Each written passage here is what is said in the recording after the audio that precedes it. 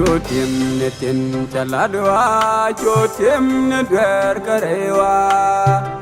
Engo batik arayju, engo batik larajin kanda.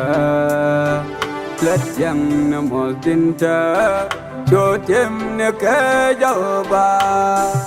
Engo batik arayju, engo batik larajin kanda. Chotim netin chaladwa, chotim nedwer karewa. Enwo batik arayju, enwo batik larajin kanda. Let yang namodinta, chotim nekajauba. Enwo batik arayju, enwo batik larajin kanda. Antala dor lang kejega, antala dor bong kejega. Antong ya bong biaja, agar yau dor. Antong ya bong kam ya lang, kau bijega gua, bijang yang eronan. Antala dor lang kejega, antala dor bong kejega. Antong ya bong biaja, agar yau dor. Antong ya bong kam ya lang. Bijega gua, bijang yang eronan.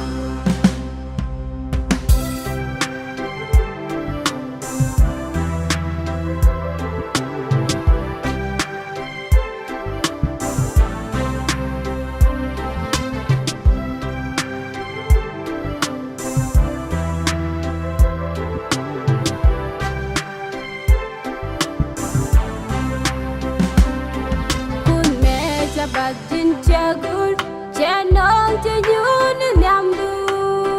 Mungkin ya jangan ya bal, kagwidura bicalat. Jin janong nyamdu. Meja bajin jagun, janong jayun nyamdu. Mungkin ya jangan ya bal, kagwidura bicalat. Jin janong nyamdu. Antala dor lang kejega, antala dor bong kejega. Antong ya bong biaja, agar yau dor. Antong ya bong kam ya lang, kau bijega gua, bijang yang eronan. Antala dor lang kejega, antala dor bong kejega.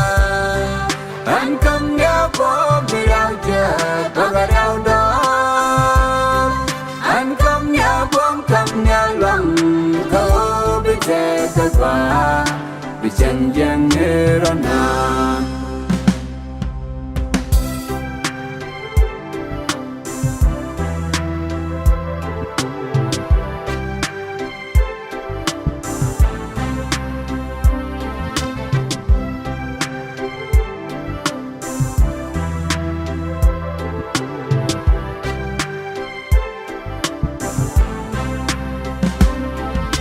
Anen sagwa jauba, anen chanyur nyamdu. Anen buda kayedu, kamnya goy. Anen yintak chiano, kaita kadum gwa. An bachang rengada. Anen sagwa jauba, anen chanyur nyamdu. Anan buda kayedu kamnya goy. Anan yintak chiano, kaita kadum gwa. An bachang rengada. Antala dor lang kejega, antala dor bong kejega. Antong ya bong biaja, agar yau dor. Antong ya bong kam ya lang, kau bijega gua, bijang yang eronan. Antala dor lang kejega, antala dor bong kejega. Antong ya bong biaja, agar yau dor. Antong ya te ka kwa bi chen yang ne ro na